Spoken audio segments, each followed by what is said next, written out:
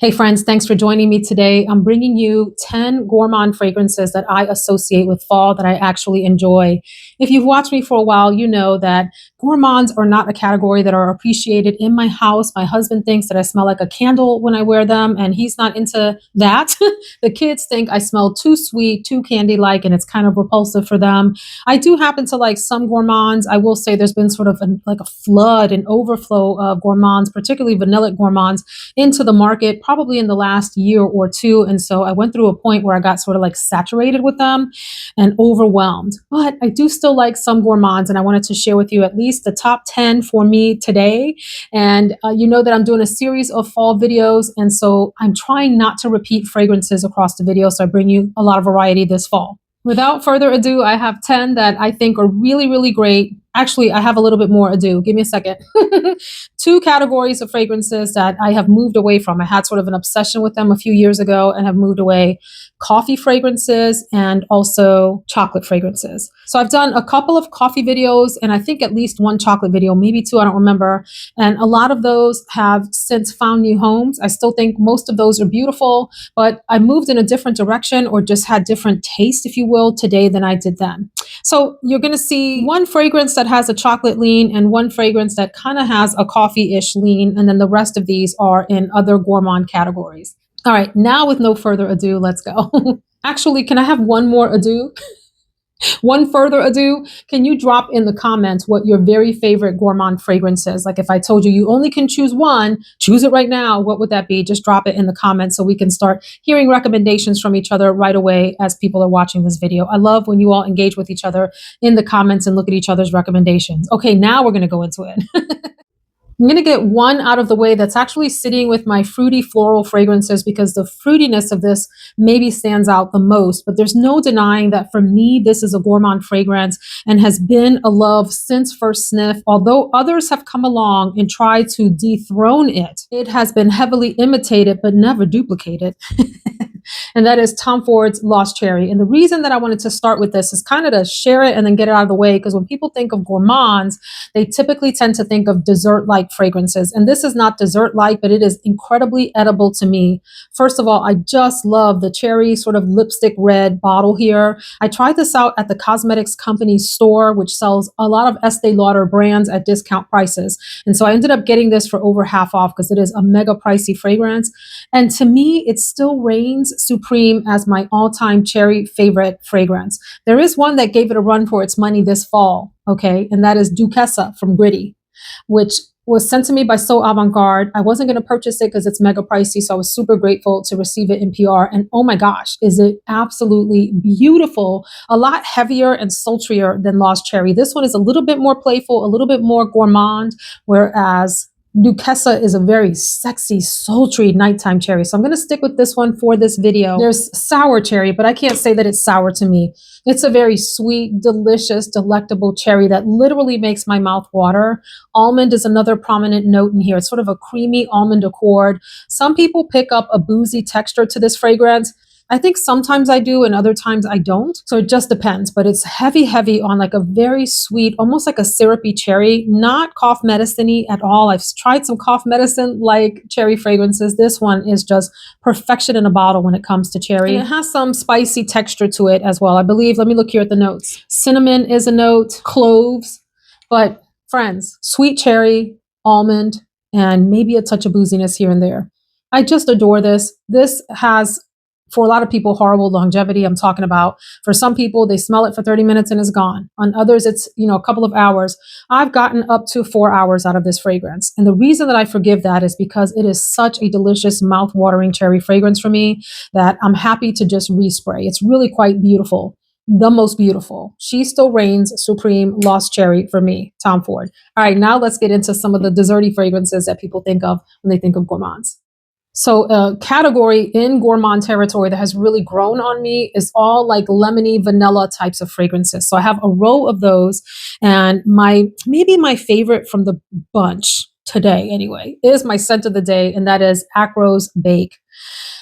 So I can't stop spraying myself with this when I do spray myself. It's one of those, it doesn't matter how much I've soaked on, I want even more. It's a very, very addictive lemon cake smell, like almost like a lemon pound cake smell. Maybe not quite as like creamy and buttery, but in that direction. It's the scent that wafts up from the cake rather than like the butteriness of the taste of it. And I think it has some powdery aspects, almost as though confectioner's sugar was sprinkled on like a lemon pound cake. Yeah.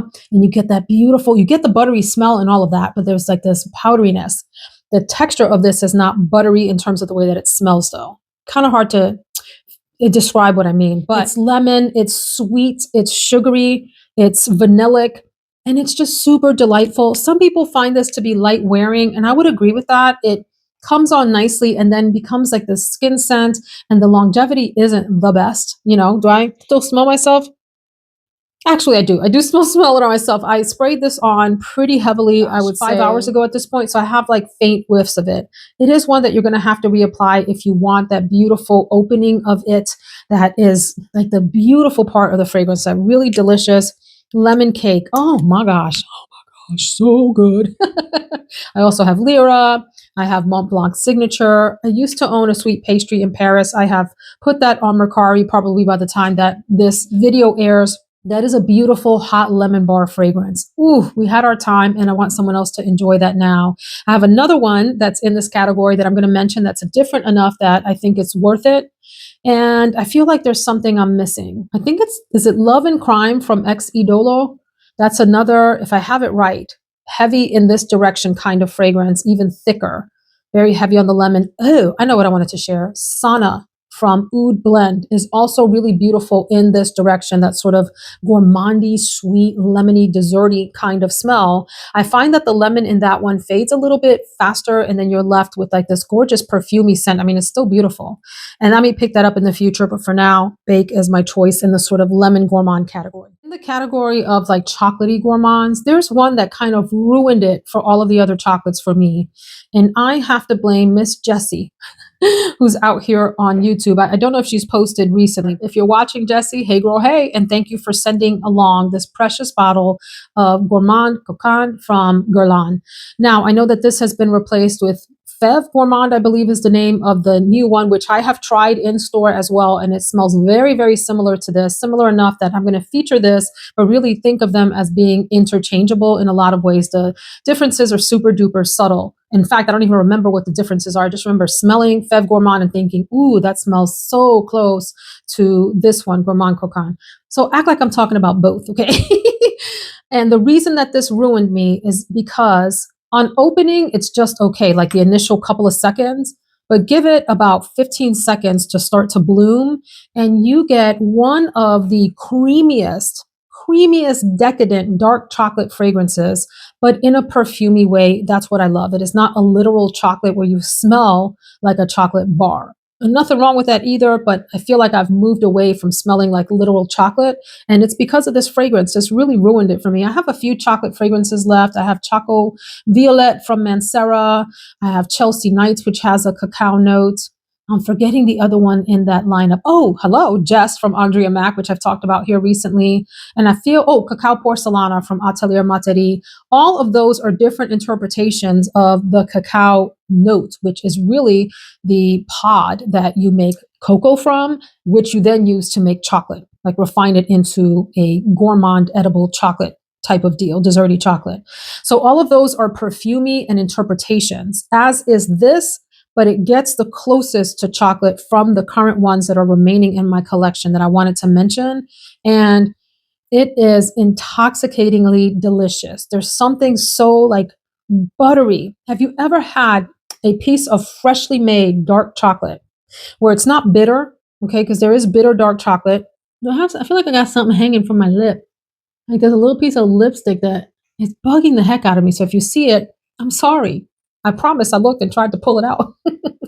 If you've ever had a piece of freshly made, I got it, like a fudge, like a dark chocolate, very buttery fudge, and you had that first little bite and it melts in your mouth and like your whole body just goes, oh.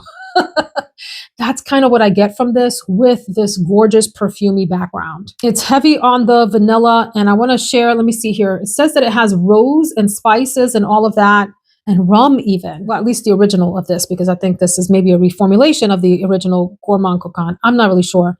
Either way, what I get for here, for this one here, is, like I said, that fudgy, delicious chocolate with perfumey touches with vanilla. And it is, I would not hesitate to wear this to a formal event. A lot of gourmands are maybe, they have a very sort of youthful, I was going to say juvenile, but I don't mean that in a negative way, but like a youthful touch to them where I wouldn't necessarily feel comfortable as a nearly 50-year-old woman smelling like cupcakes, in certain places. But this, elegance in a bottle, gourmand elegance all the way. So Feve Gourmand may be one of those fragrances, depending on how far I get with this beautiful little bottle that Jesse gifted me. I may want it on my Christmas list, or maybe even for my 50th birthday coming up in January. I have had a time with this next fragrance, friends. Oh, it is strong. Theodoros Kalotinis Creme, Creme, Creme Brulee. Now, this is supposed to be a coconut heavy fragrance, like creamy coconut. And yes. But if I didn't know that this was a coconut fragrance, I would tell you that this was of caramel, toffee, and a delicious butterscotch, like a melted butterscotch is mostly what I pick up. Ooh, it is so creamy. It is tooth-achingly sweet, creamy. This is one of those fragrances I probably wouldn't feel comfortable wearing to every occasion. Like I wouldn't wear this to work because it's too literal, too gourmandy. And it's one of the literal gourmands that I forgive. Like I don't want a whole lot of very literal gourmands in my collection just because of the nature of my work and the fact that, like I said, it's not loved here at home. And so regardless of whether I love them or not, everybody will be hating on my fragrances all day long.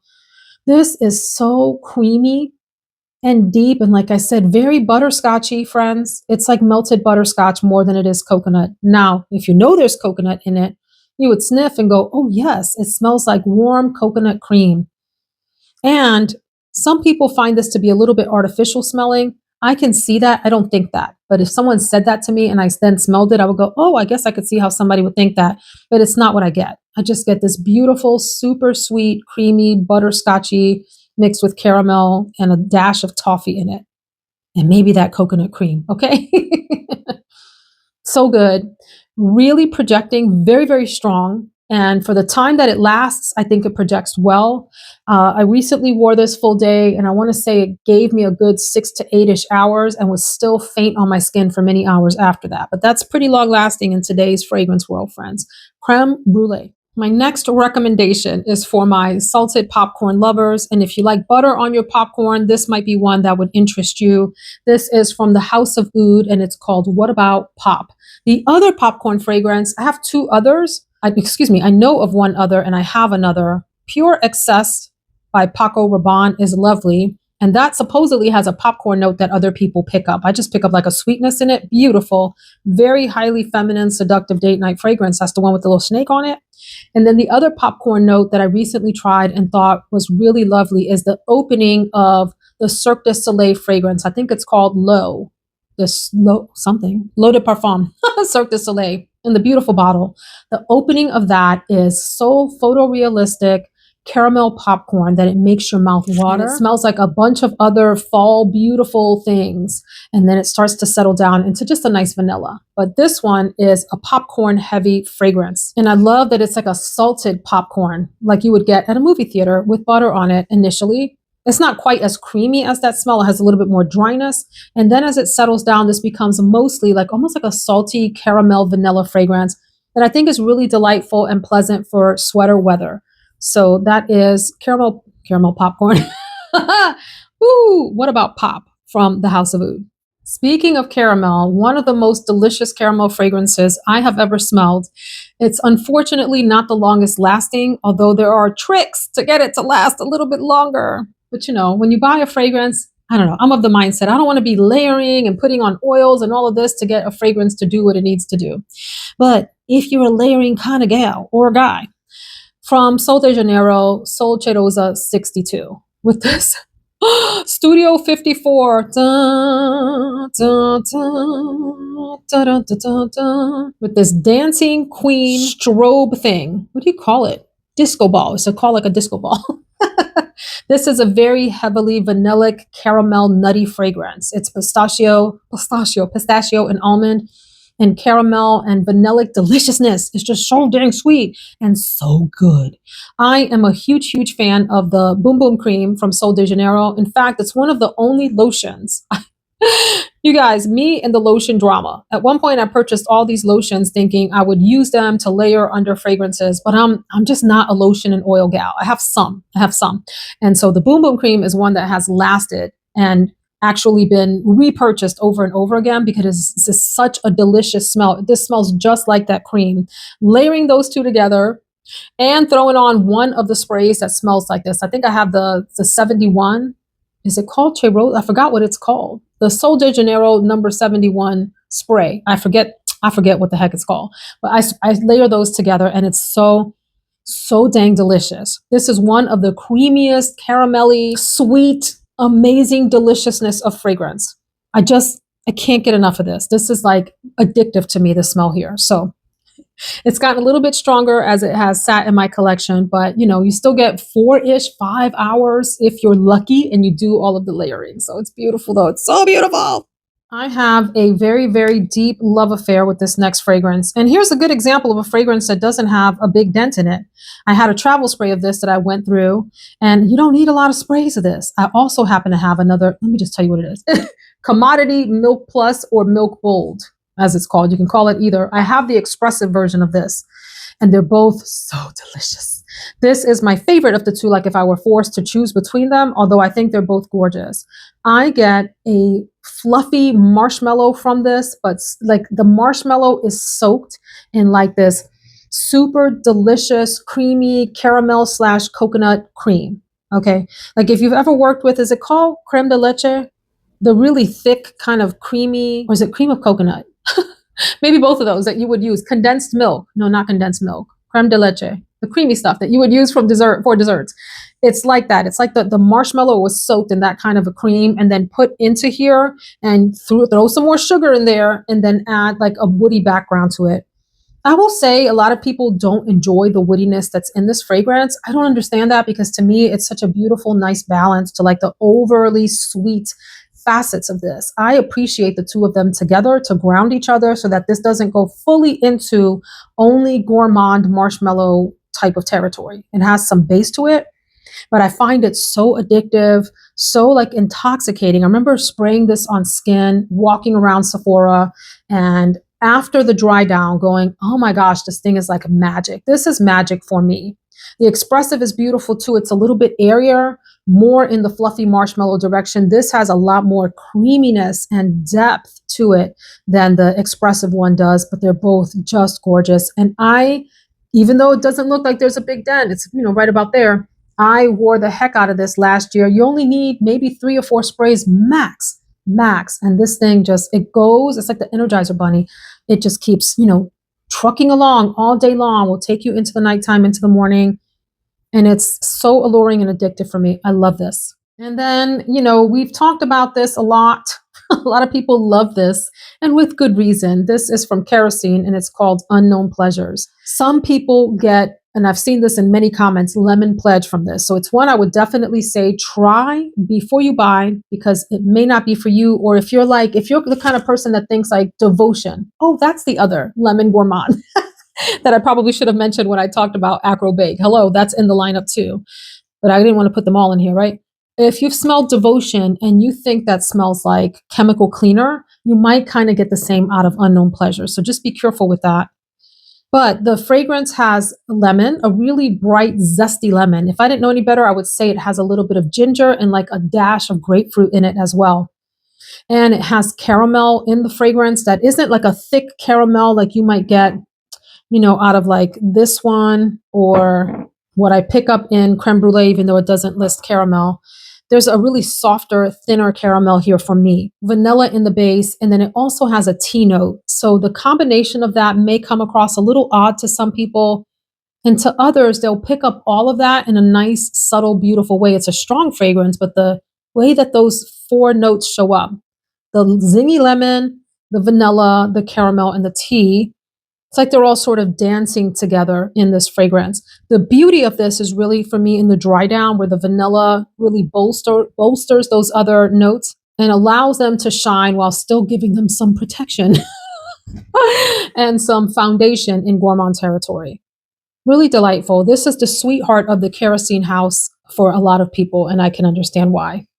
I'm going to talk about two fragrances that lean in the coffee-esque direction for me.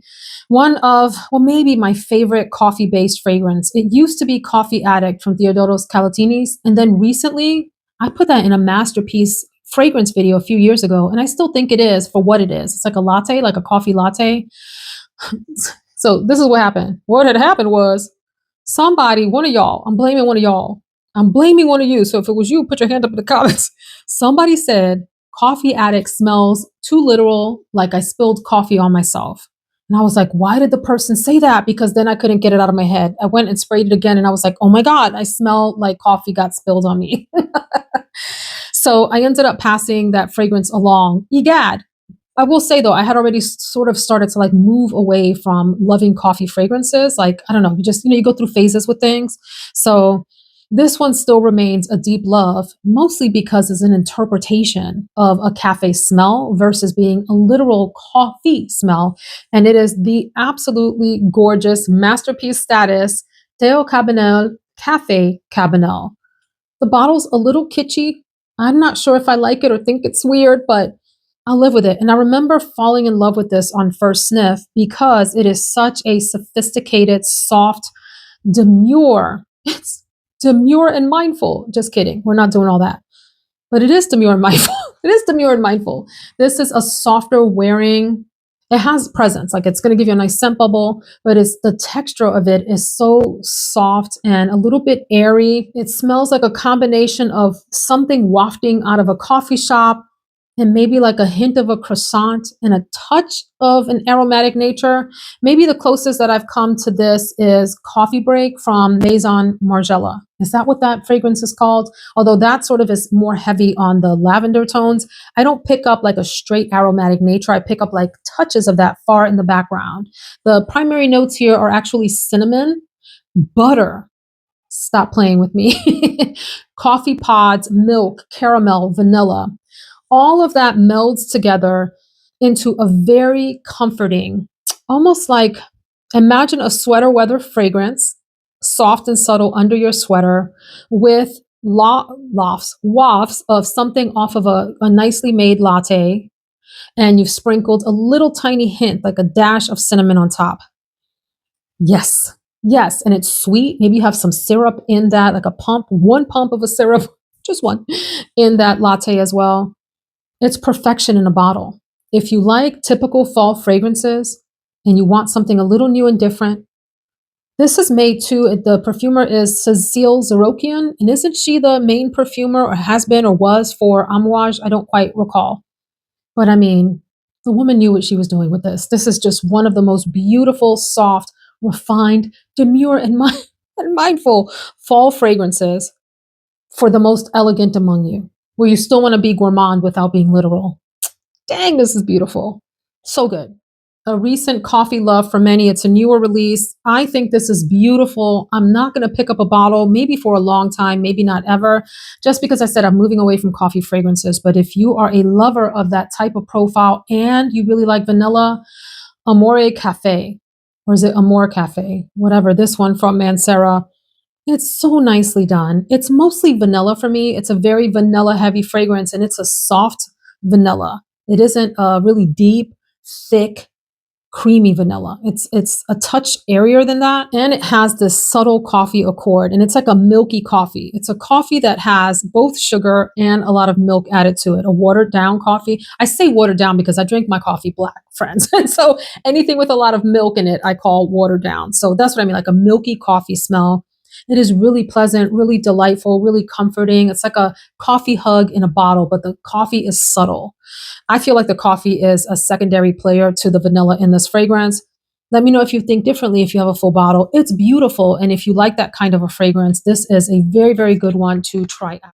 And then I have an honorable mention mostly because I haven't purchased a full bottle of it. I'm really considering it. I love, love, love the opening and the mid of this. The dry down is nice too, but the opening and the mid are so compelling and alluring to me. And that is from Nest Vanilla Bourbon. If you remember when I first tried this for one of those like try videos, the try or buy or whatever, yay or nay, or one of those kinds of testing new releases video, I was a little harsh on this because I was a little vanillaed out at that point, but I kept the bottle, and it's one of the most realistic like baking vanillas that I've smelled. And what I mean by that is if you've had a high quality vanilla extract, not the imitation stuff, the good stuff that smells really deep, almost like it has, and this, does this have an ice cream accord? No, excuse me, the Amore Caffe has an ice cream accord. I almost get like the vanilla bean ice cream type of thing here.